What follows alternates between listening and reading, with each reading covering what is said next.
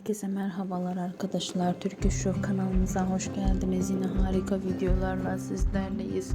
Yakışıklı oyuncu Mert Yazıcıoğlu ve onun partneri güzeller güzeli oyuncu Mina Yazıcıoğlu'ndan yepyeni kareler geldi. Biz de sizlerle paylaşıyoruz. Siz de kanalımıza abone olmayı, videomuzu beğenmeyi unutmayın. İyi seyirler. Hoşça kalın. Bizimle kalın.